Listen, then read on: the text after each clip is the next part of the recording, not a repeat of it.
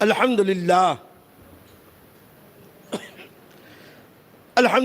رب العالمین والعاقبۃ للمتقین والصلاة والسلام علی اشرف الانبیاء والمرسلین وعلی آلہ وصحابہ اجمعین اما بعد اعوذ باللہ من الشیطان الرجیم بسم اللہ الرحمن الرحیم محمد الرسول اللہ صدق اللہ العظیم وبلغنا رسولہ النبی الامین الکریم ونحن علی ذلک لمن الشاہدین والشاکرین والحمد للہ رب العالمین ان اللہ وملائکتہ یصلون علی النبی یا ایہا الذین آمنوا صلوا علیہ وسلموا تسلیما اللہم صل علی سیدنا و مولانا محمد معدن الجود والکرم منبع العلم والحلم والحکم وآلہ وصحبہ وبارک وسلم صلاة و سلاما علیک یا رسول اللہ وعلا آلک و اصحابک یا حبیب اللہ۔ عزیزان گرامی، السلام علیکم ورحمۃ اللہ وبرکاتہ۔ الحمدللہ ہم نبی کریم رؤوف رحیم صلی اللہ علیہ وسلم کے مقدس حالات زندگی سے واقفیت حاصل کر رہے ہیں، اور کل ہمارا سلسلہ کلام یہاں تک پہنچا تھا کہ ہمارے آقا دونوں جہان کے داتا رسول گرامی وقار صلی اللہ علیہ وسلم 6 سال کی عمر میں اپنی والدہ ماجدہ کے ساتھ مدینہ منورہ تشریف لے گئے، اور وہاں 1 ماہ کے قیام کے بعد واپس جب مکہ مکرمہ کے لیے چلے تو بیچ راستے میں ابوا نامی مقام پر ایک ویران بیابان میں سنگلاخ پہاڑی علاقوں میں ان کی والدہ ماجدہ اللہ کی رحمت کو پہنچی اور ان کا وصال ہو گیا۔ وہاں حضرت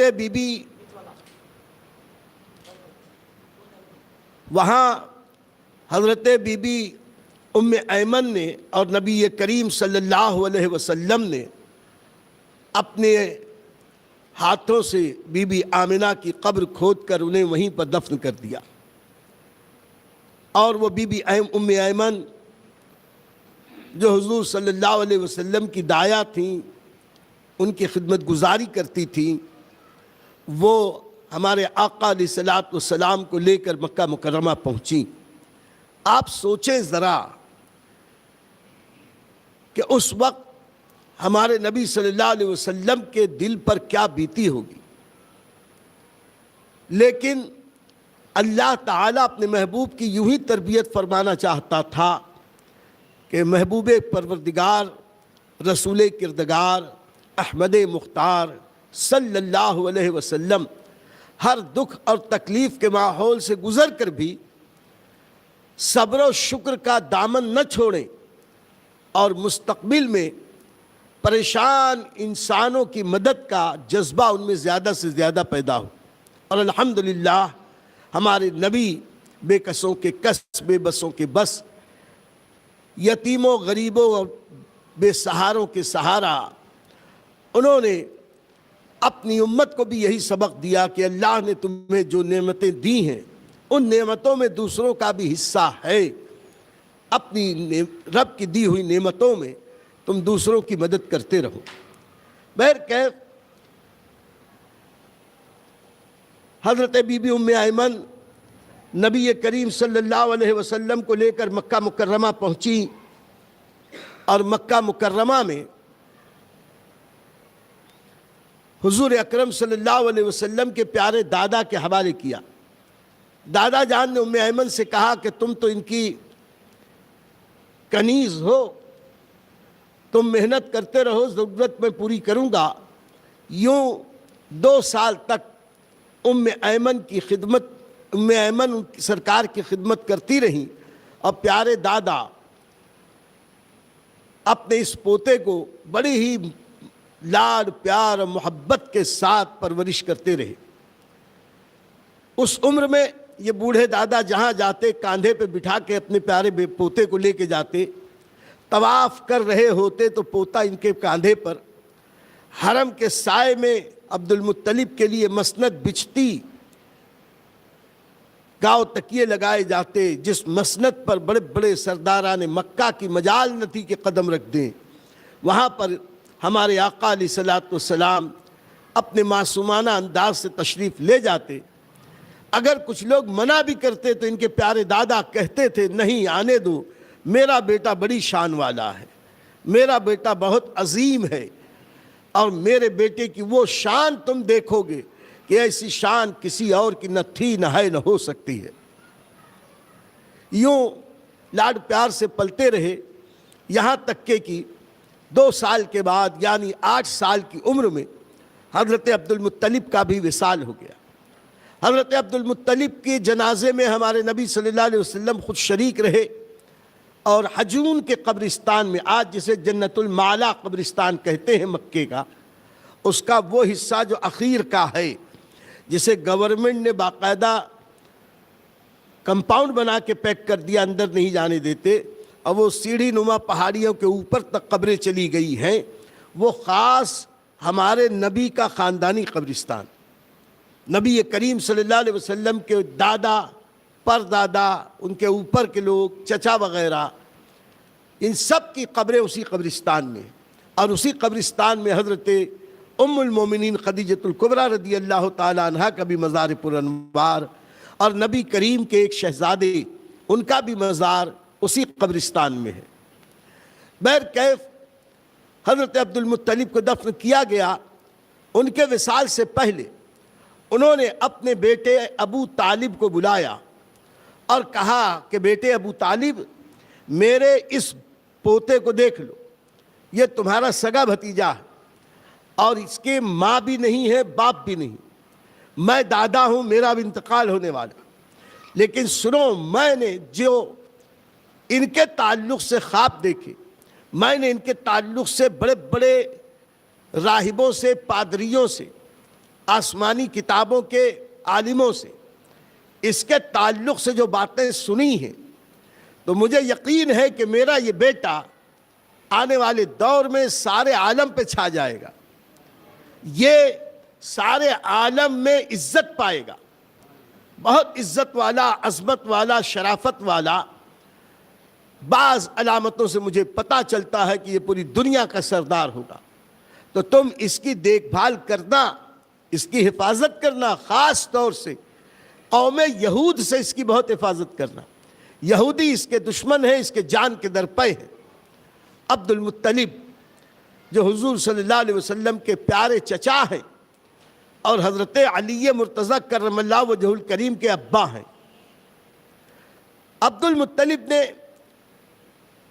اگرچہ پہلے بھی جانتے تھے اور عزت کرتے تھے، لیکن جب عبد المطلب کا وصال ہوا تو ابو طالب اب اپنے اس نونہال کو اپنے گھر لے گئے، اپنے گھر لے جا کر ان کی اس قدر آؤ بھگت کی اور اتنے پیار اور لاڈ سے انہیں رکھا، اور ایسی ان کی تربیت، ان کے ساتھ ایسا معاملہ کیا، ایسی کفالت کی کہ اپنے بیٹوں سے زیادہ وہ اپنے اس بھتیجے سے پیار کرتے تھے۔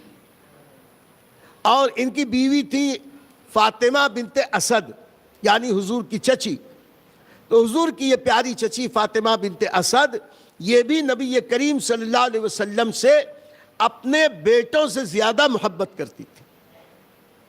حال یہ تھا کہ جب کھانے کا وقت ہوتا تو کھانے کے وقت اگر نبی کریم صلی اللہ علیہ وسلم قریب میں نہ ہوتے اور ان کے بچے بھوک سے پریشان ہو کے کھانا کھانا کھانا کرتے، تو ابو طالب ہو یا ان کی بیوی فاطمہ بنت اسد اپنے بیٹوں کو جھڑک دیتے، انہیں کھانا نہیں دیتے تھے، کہتے تھے جاؤ پہلے محمد کو لے کے آؤ، اس کے بعد کھانا ملے گا۔ جب تک ہمارے نبی آ نہ جاتے تھے اس وقت تک ان کو کھانا نہیں دیتے تھے اپنے بچوں کو۔ تو کسی نے ایک دن پوچھا کہ آخر ایسا کیوں، آپ اس قدر اپنے بچوں سے زیادہ پیار اس بھتیجے سے کرتے ہیں، اس کی وجہ کیا ہے؟ تو فاطمہ بنت اسد نے کہا کہ اصل میں ہم لوگ کثیر العیال ہیں، اولاد زیادہ ہے، آمدنی کم ہے، خرچ زیادہ ہے۔ ابو طالب جو کام کرتے ہیں، ابو طالب کی آمدنی ان کے لیے پوری نہیں ہوتی، تو ہمارے یہاں عام طور پر کھانا کم بنتا ہے۔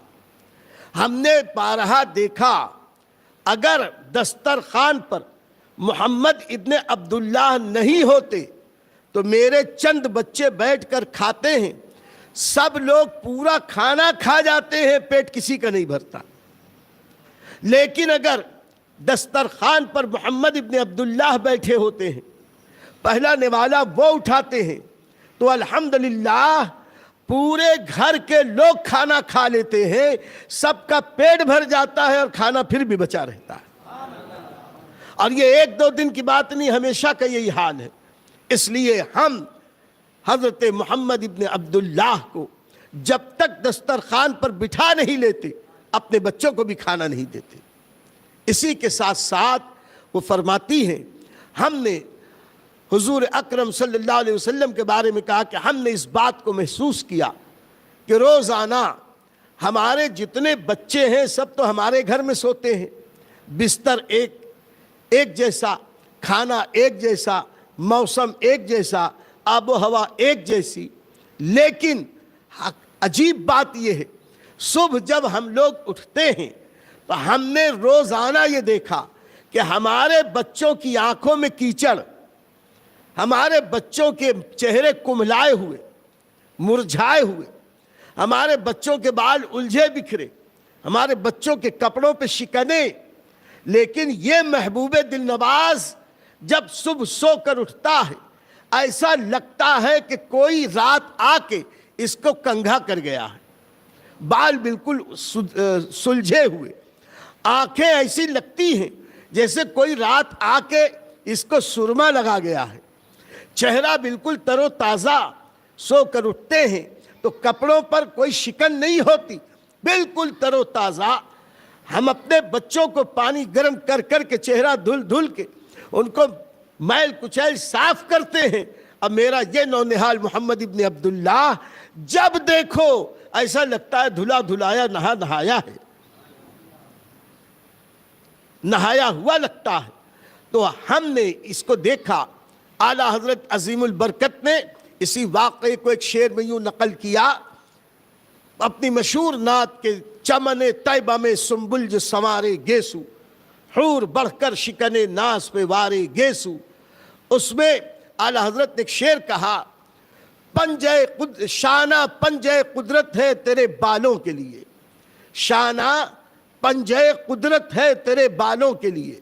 شانہ کہتے ہیں کنگھی کو، کہتے ہیں کہ یا رسول اللہ صلی اللہ علیہ وسلم قدرتی پنجہ، غیر مرئی نہ دکھائی دینے والا کنگھا، اللہ کا وہ کنگھا جو دکھائی نہیں دیتا، شانہ ہے آپ کے لیے، کنگھا ہے، پنجہ قدرت تیرے بالوں کے لیے، کیسے ہاتھوں نے شہا تیرے سنوارے گیسو، کیسے ہاتھوں نے شہا تیرے سنوارے گیسو، حور بڑھ کر شکنے ناز پہ وارے گیسو۔ بہر کیف عرض یہ کرنا کہ نبی کریم رؤوف الرحیم صلی اللہ علیہ وسلم اپنے چچا ابو طالب کے یہاں بڑے ہی عزت و آبرو احترام کے ساتھ پلنے بڑھنے لگے، اور ابو طالب ایک لمحے کے لیے بھی اپنے اس بھتیجے کو اپنے سے جدا نہیں کرتے تھے۔ 8 سال کی عمر میں ان کے گھر آئے تھے، یہاں تک کہ سوتے تو اپنے بستر کے بازو میں حضرت محمد صلی اللہ علیہ وسلم کا بستر لگاتے، رات میں اٹھ کر دیکھتے بچے کو کوئی ضرورت تو نہیں ہے، ان کی ایک ایک بات کا خیال رکھتے، یہاں تک کہ اب حضرت محمد صلی اللہ علیہ وسلم کی ان برکتوں کو دیکھ کر عبد المطلب مسکراتے ہوئے پیار کرتے ہوئے اکثر کہا کرتے تھے، انکا لمبارک، اے بیٹے تم تو بہت برکت والے ہو، تم تو بہت برکت والے ہو۔ میرے دوستو ایک بات سمجھ لینا، میں نے حضرت دائی حلیمہ کے بارے میں بہت تفصیل سے آپ کے سامنے عرض کیا، اور آج بتا رہا ہوں کہ ابو طالب کے گھر میں نبی کریم صلی اللہ علیہ وسلم پل رہے ہیں، تو کوئی یہ نہ سمجھے کہ نبی کریم رؤوف الرحیم کو ابو طالب پال رہے ہیں، یا نبی کریم صلی اللہ علیہ وسلم کو حضرت دائی حلیمہ نے پالا۔ حقیقت یہ ہے کہ یہ تو بہانہ تھا، یہ تو واسطہ اور وسیلہ تھا۔ نبی کے ذریعے ابو طالب کا پورا گھرانہ پل رہا تھا، نبی کی برکت سے ابو طالب کا پورا خاندان پل رہا تھا، اور نبی کی برکت سے دائی حلیمہ کی پوری بستی پل رہی تھی۔ پتہ کیا چلا؟ ہمارے نبی کو اللہ نے وہ برکت عطا فرمائی کہ ان کی برکتوں ہی سے سارا زمانہ کھا رہا ہے۔ اعلیٰ حضرت نے ایک جگہ فرمایا، آسماں خان، زمیں خان، زمانہ مہمان۔ یہ آسمان ایک کھانے کا تھال ہے، زمین کھانے کا ایک تھال ہے۔ یہ کھانے کا تھال حقیقت میں اللہ کے نبی کی قدرت سے اللہ نے پیدا کی، اللہ کے نبی کی برکت سے اللہ نے پیدا کیا، اور اس آسمان اور زمین میں جو بھی کھاتا ہے سب کے سب رسول پاک کے مہمان ہیں۔ آسماں خان، زمیں خان، زمانہ مہمان، صاحب خانہ لقب کس کا ہے؟ تیرا تیرا۔ اس کائنات کا حقیقی مالک تو اللہ ہے، اور اس مالک نے اپنی ملکیت کو اپنے محبوب کے نام لکھ دیا ہے۔ یہ مقام ہے نبی کریم صلی اللہ علیہ وسلم کا۔ یوں حضور صلی اللہ علیہ وسلم اپنے چچا جناب ابو طالب کے یہاں پلنے لگے، یہاں تک کہ میرے دوستو کہ اب نبی کریم صلی اللہ علیہ وسلم کی عمر پاک کچھ آگے بڑھی۔ بی بی ام ایمن کہتی ہیں، اور فاطمہ بنت اسد نے بھی کہا کہ جب حضور صلی اللہ علیہ وسلم ابو طالب کے گھر رہتے تھے، چچا کے یہاں قیام فرما تھے، صبح ناشتے کے وقت جب ناشتہ نکلتا تو ابو طالب کے جتنے بیٹے تھے یہ سب بیٹے ناشتے میں چھین جھپٹ کرنے لگتے۔ یہ کوئی غیر معمولی بات نہیں ہے، انسانی فطرت ہے، بچے حریص ہوتے ہیں، اور بچے پہلے میں کرتے ہی ہیں۔ تو بچے یعنی حضرت علی کرم اللہ وجہ الکریم کے جتنے بھائی ہیں، وہ چاہے جعفر ہوں، عقیل ہوں، حارث ہوں اور دیگر بھائی، یہ سب کے سب ناشتے میں چھین جھپٹ کرتے۔ جب چھین جھپٹ کرتے ہمارے آقا علیہ السلام کنارے ہٹ جاتے، دور سے دیکھتے رہتے، اگر اس میں بچا ہو تو لیتے۔ تو یہ چھین جھپٹ دیکھ کر ابو طالب یا فاطمہ بنت اسد یا اور جو گھر کا کوئی بڑا ہوتا، یہ ناشتہ رکھتے ہی سب کو ڈانٹ کے پہلے دور کرتے، کہتے تم لوگ سب آپس میں چھین جھپٹ کرتے ہو، ہمارے یہ شہزادے رہ جاتے ہیں۔ تو پہلے ہمارے نبی کی خدمت میں ناشتہ پیش کرتے تھے، پھر گھر کے دوسرے بچوں کو کھلاتے تھے۔ یہ اس بات کی علامت ہے میرے دوستو کہ وہ لوگ جانتے تھے اس نبی کی خدمت کریں گے تو اس کی برکت سے پورا گھرانہ پلے گا۔ یوں حضرت بی بی ام ایمن جو نبی کی ولادت سے لے کر زندگی کے آخر سانس تک نبی کریم کی خدمت گزاری کرتی رہیں، یہ ایک لونڈی تھی جناب عبداللہ کی، جو حسن اتفاق ترکے میں رسول پاک کو ملی، اور رسول پاک کے وصال اقدس کے چند دن بعد تک حیات رہی، کچھ مہینے بعد تک حیات رہی، اور بڑی بابرکت، بڑی باعزت اور بڑی خوش قسمت یہ خاتون ہے۔ اتنی خوش قسمت ہے کہ نبی کی ولادت کے دن سے نبی کریم صلی اللہ علیہ وسلم کی خدمت گزاری ان کا مقدر، کپڑے بدلنا، نہلانا، دھلانا، وقت پر کھانا کھلانا، ضرورت کی چیزیں پیش کرنا، اور پھر جیسے جیسے بڑے ہوتے گئے بی بی ام ایمن ویسے ویسے خدمت کرتی رہیں۔ وہ روایت کرتی ہیں کہ نبی کریم صلی اللہ علیہ وسلم کی حالت یہ تھی کہ بڑے ہونے کے بعد تو الگ رہی، بچپن میں بھی نبی کریم صلی اللہ علیہ وسلم نے عام بچوں کی طرح کبھی بھوک کی شکایت نہ کی، کبھی یہ نہ کہا کہ بھوک لگی ہے کھانا دو، بھوک لگی ہے کھانا دو۔ اور کہتے بھی کیسے کہ وہ تو سارے عالم کو کھلانے کے لیے آئے تھے، سارے عالم کی ضرورت پوری کرنے کے لیے اللہ نے انہیں بھیجا تھا، ان کے صدقے میں سب کھاتے ہیں، اور ہمارا تو عقیدہ یہ ہے کھاتے ہیں تیرے در کا یا رسول اللہ، کھاتے ہیں تیرے در کا، پیتے ہیں تیرے در کا، پانی ہے تیرا پانی، دانا ہے تیرا دانا۔ یہ شان ہے ہمارے نبی صلی اللہ علیہ وسلم۔ خیر، بات ام ایمن کی ہے تو ایک بات اور عرض کر دیں، یہی ام ایمن ہے جو حبشیہ تھیں، یعنی حبشہ کی رہنے والی تھیں، رنگ ان کا کالا تھا، لیکن ان کا من اتنا اجلا تھا کہ نبی کی خدمت کرتی رہیں بڑے ہونے تک۔ مدینہ جانا ہوا تو ساتھ ساتھ گئیں، مدینے سے واپس آئیں، نبی کی خدمت کرتی رہیں، نبی کی شادی ہوئی، نبی کی خدمت کرتی رہیں، نبی کے بچے ہوئے، نبی کے بچوں کی خدمت کرتی رہیں۔ اللہ کے نبی نے بھی، اللہ کے نبی صلی اللہ علیہ وسلم نے بھی ان کی بڑی عزت کی، اتنی عزت کی کہ جب بھی ام ایمن کو پکارا، نام لے کے کبھی نہیں پکارا، بلکہ پکارا تو امی جان کہہ کر پکارا۔ ایک بار کسی صحابی نے دوسرے صحابی کو کہہ دیا، یا ابن السودا، اے کلوٹی کے بیٹے۔ نبی کریم صلی اللہ علیہ وسلم کو بہت جلال آیا اور کہنے لگے کہ تم میں اب بھی جاہلیت کی بو باس نہیں گئی؟ اسلام تو کالے گورے، امیر غریب، اونچے نیچے کے فرق کو مٹانے کے لیے آیا۔ اسلام میں خاندان نسب پر شیخی مارنے کی ضرورت نہیں۔ اِنَّا أَكْرَمَكُمْ عِنْدَ اللَّهِ أَتْقَاكُمْ، بے شک تم میں سب سے زیادہ عزت والا وہ جو سب سے زیادہ اللہ سے ڈرنے والا اور پرہیزگار ہو۔ پھر نبی کریم نے فرمایا کہ اے لوگو سن لو، پیمانہ صبر کا چھلک گیا، صبر کا پیمانہ چھلک گیا، صبر کا پیمانہ چھلک گیا۔ تم اب بھی کسی کو اس کی کالی ماں کے نام پر تانے دیتے ہو کہ کلوٹی کے بیٹے، تم عربی ہو، وہ کلوٹی کا بیٹا ہے، تو سنو، تمہارا نبی بھی ایک گوری عرب خاتون کا جنا اور ایک کالی ماں کا پلا ہوا بیٹا ہے۔ نبی کریم صلی اللہ علیہ وسلم نے حضرت ام ایمن کو اتنی عزت دی کہ اپنے آزاد کردہ غلام حضرت زید بن حارثہ کا نکاح انہوں نے ام ایمن سے کر دیا، اور ام ایمن کو آزاد کر دیا۔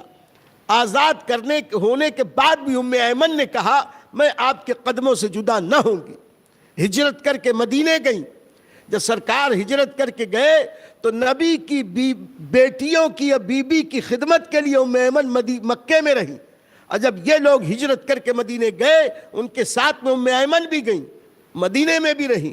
ان کا ایک بیٹا تھا حضرت اسامہ بن زید، چونکہ حبشن ماں کے بیٹے تھے، کالا رنگ تھا اور بالکل حبشیوں کی صورت شکل، اب بچے تھے، لیکن نبی کریم صلی اللہ علیہ وسلم ان سے اتنی محبت کرتے تھے کہ بسا اوقات یہ لگتا تھا کہ وہ اپنے نواسوں سے زیادہ اسامہ سے محبت کرتے۔ نبی کریم صلی اللہ علیہ وسلم ان سے اسی لیے محبت کرتے تھے کہ وہ ام ایمن کے بیٹے ہیں، اور ان کو صحابہ کرام حب النبی کے نام سے جانتے تھے۔ نبی کے محبوب ہیں اسامہ، بالکل کم عمر تھے، لیکن اس کے باوجود حضرت اسامہ کو وہ نبی کی بارگاہ میں مقام قرب حاصل تھا کہ حضرات صحابہ کو نبی کریم کی بارگاہ میں کوئی سفارش کرنی ہوتی، خود ہمت نہ پڑتی تو اسامہ سے کہتے کہ بیٹے اسامہ نبی سے کہو نا یہ بات، بیٹے اسامہ نبی سے یہ کہو نا، تو مختلف معاملات میں سفارش اسامہ سے کرواتے تھے، اتنا پیار کرتے تھے ہمارے آقا۔ اس سے پتہ یہ چلا کہ نوکروں سے نفرت نہیں کرنی چاہیے، نوکروں سے، اپنے زیر دستوں سے محبت، یہ بھی ہمارے نبی کی سنت۔ اللہ تعالی ہمیں نبی کے ہر سنت پر عمل کی توفیق عطا فرمائے۔ میرے دوستو، اب نبی کریم صلی اللہ علیہ وسلم نے دیکھا کہ چچا بہت محنتی ہیں، ان کی آمدنی کم ہے، خرچہ زیادہ، گھر بڑی مشکل سے چلتا ہے، تو انہوں نے از خود مکے کے کچھ ایسے لوگوں کے پاس جا کر کہا کہ جن کی ڈھیروں بکریاں تھیں۔ نبی کریم صلی اللہ علیہ وسلم نے فرمایا کہ اگر تم چاہو تو تمہاری بکریاں میں چرایا کروں، اس کے بدلے میں تم مجھے کچھ حق المحنت دے دیا کرو۔ تو اس زمانے میں جو حق المحنت طے تھا اس کے مطابق 9 سے 10 سال کی عمر تھی ہمارے آقا کی، اور وہ مکے کے لوگوں کی بکریاں چرانے پہ مامور ہوئے۔ بکریاں لے کے جاتے، دن بھر چراتے، اور جب عمر زیادہ ہوئی تو بڑے بڑے ریوڑ لے کے جاتے، اور راتوں کو بھی مکے کے باہر پہاڑی وادیوں میں، نشیب میں، فراز میں، مختلف جگہوں پر لوگوں کی بکریاں چراتے، اور ان سے جو ان کا حق المحنت ملتا خود کھانے کی بجائے وہ لے جا کر ابو طالب کو پیش کر دیتے کہ چچا جان یہ میں لایا ہوں، آپ گھر کے خرچ میں اسے استعمال کر لیں۔ اے میرے نوجوان بچوں، اللہ تمہیں توفیق دے تو تم گھر کی تنگی ترشی میں جو شرافت سے جو کام کر سکو کرو، محنت کرو، مشقت کرو، ٹیوشن لو، ٹیوشن دو، کچھ پیسے کماؤ، اپنے گھر والوں کی خدمت کرو، اس سے اللہ تمہاری عزت بھی بڑھائے گا، تمہارا مقام بھی بڑھائے گا۔ اور آج ہمارے نوجوانوں کا حال کیا ہے؟ بوڑھی ماں محنت کرے، بوڑھا باپ محنت کرے، چچا محنت کریں، بڑے بھیا محنت کریں، اور یہ ہے کہ شہزادے ہیں کہ خالی سگریٹ پھونک کے عیش کریں۔ اب تو سگریٹ بھی نہیں ہے، حقہ پئیں، روز ان کو چاہیے ڈھابے پہ جانے کا پیسہ، اپنی شوق پورا کرنے کے لیے یہ گاڑی وہ گاڑی، یہ پیسہ وہ پیسہ، ماں باپ سے لڑ لڑ کے۔ ارے تمہاری جوانی، لعنت ہو ایسی جوانی پر کہ اپنے شوق پر تم بوڑھے ماں باپ کو ستاتے ہو۔ تمہیں تو چاہیے تھا کہ تم خود محنت کر کے اپنے بوڑھے ماں باپ کے لیے کچھ آسانی پیدا کرتے۔ یہی سبق ہمارے نبی نے دیا۔ 9-10 سال کی عمر میں بکریاں چرائیں۔ اور سن لو، کام کوئی ذلیل نہیں ہوتا، محنت کرنا ذلالت نہیں ہے، اور اپنے ہاتھ کی کمائی کھانا یہ اللہ کے نبیوں کا طریقہ رہا۔ نبی کریم فرماتے ہیں اللہ کے نزدیک اپنی دستکاری، ہاتھ کی محنت کی کمائی اللہ کو سب سے زیادہ پسند، اللہ کے نبیوں کو سب سے زیادہ پسند۔ نبیوں نے اپنے ہاتھ سے کام کیا۔ حضرت سلیمان علیہ السلام بے مثال بادشاہ تھے، لیکن وہ ٹوپیاں سی سی کر وہ اپنے لیے اپنی ضرورت کے خرچ پورے کرتے تھے۔ حضرت داؤد علیہ السلام یہ لوہاری کا کام کرتے تھے، تلوار اور زرہ بناتے تھے، اس سے جو پیسہ ملتا وہ اپنی ضرورت پوری کرتے تھے۔ حضرت موسیٰ علیہ السلام بکریاں چراتے تھے، حضرت عیسیٰ علیہ السلام نے بکریاں چرائی، ہمارے نبی صلی اللہ علیہ وسلم نے بکریاں چرائی، حضرت ادریس علیہ السلام نے کپڑے سینے کا کام کیا، حضرت آدم علیہ السلام نے زمین میں کاشتکاری کی ہے، حضرت نوح علیہ السلام بڑھئی کا کام کرتے تھے، لکڑی سے کشتی بنائی نا۔ آخر کہنے کا مطلب یہ کام کوئی خود چھوٹا نہیں ہوتا، ذلیل نہیں ہوتا۔ آج ہمارے بھیونڈی اور شہروں کے جو نوجوان ہیں ان سے کوئی کہہ دے یہ کام کرو، میں کروں یہ کام، ابے تو کیا تیرے سرخاب کے پر لگے؟ تو نواب زادہ ہے، شہزادہ ہے۔ سن لو، اپنی محنت کی کمائی کر کے کھاؤ گے تو وہ تمہارے بدن کو بھی لگے گا، اور عبادت کرو گے تو عبادت میں دل بھی لگے گا۔ آپ کمائی ہوتی ہے، باپ کمائی ہوتی ہے۔ آپ کمائی کیسے خرچ کی جاتی ہے وہ ان سے پوچھو جو خود پیسہ کماتے ہیں، اور جو باپ کی کمائی پہ عیش اڑاتے ہیں، موچھوں پہ تاؤ دیتے ہیں، وہ کیا جانے کہ روپیہ کیسے کمایا جاتا ہے۔ یہ سب سبق کس سے ملتا ہے؟ ہمارے نبی کی زندگی سے ملتا ہے۔ بہر کیف نبی کریم صلی اللہ تعالی علیہ وسلم بکریاں چرانے لگے۔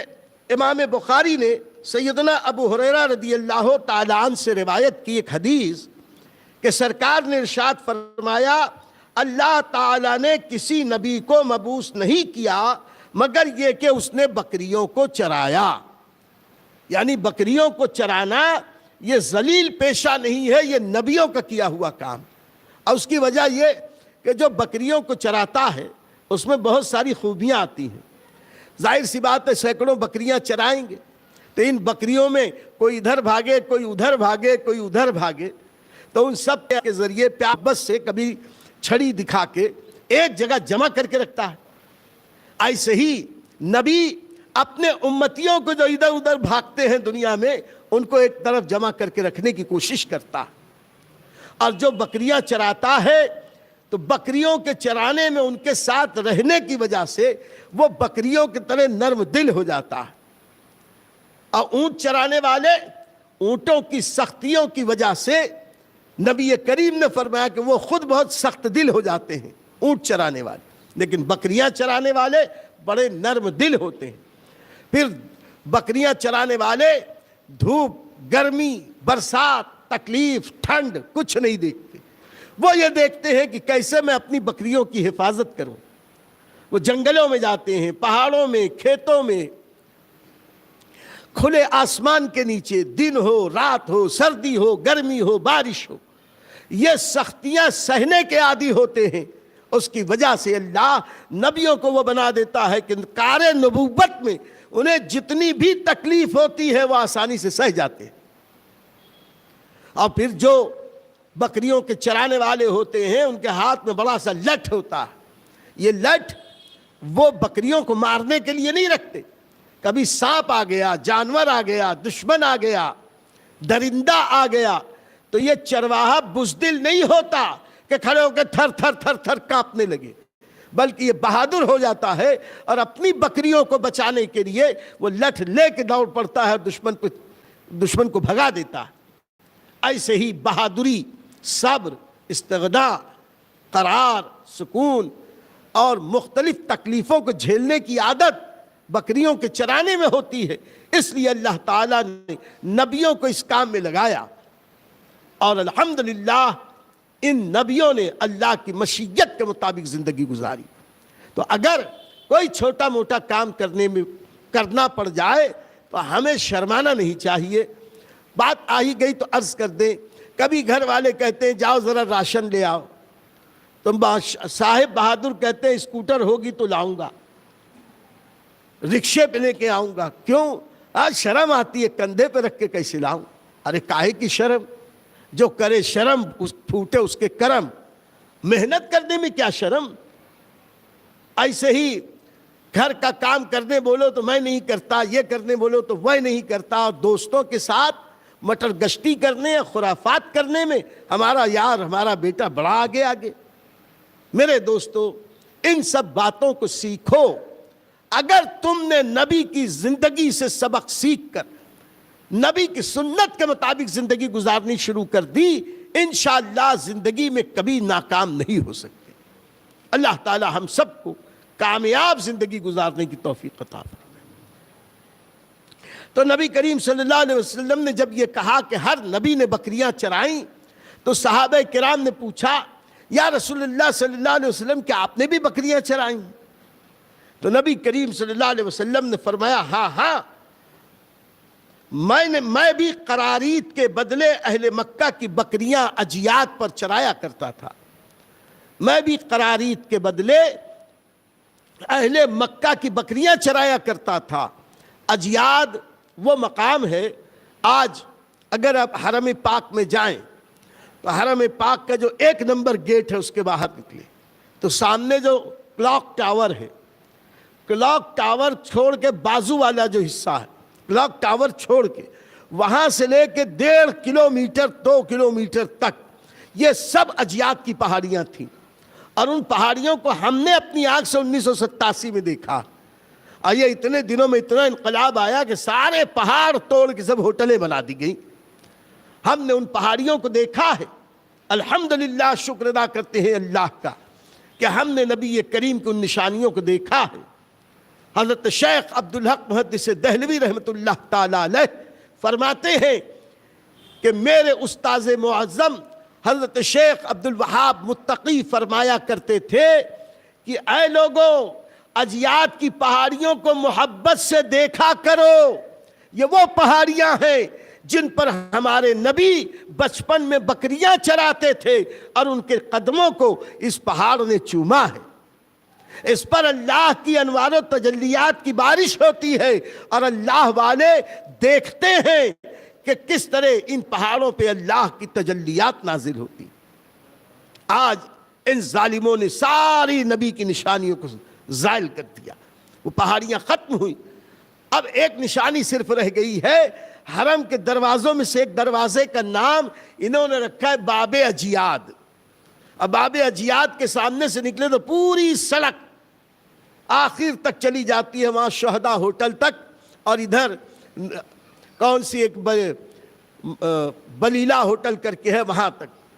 خیر اب وقت کی ضرورت جو بھی ہو وہ جانے ان کا کام، لیکن ہمارے نبی 9 سے 10 سال کی عمر میں اجیات کی پہاڑیوں پر بکریاں چراتے تھے۔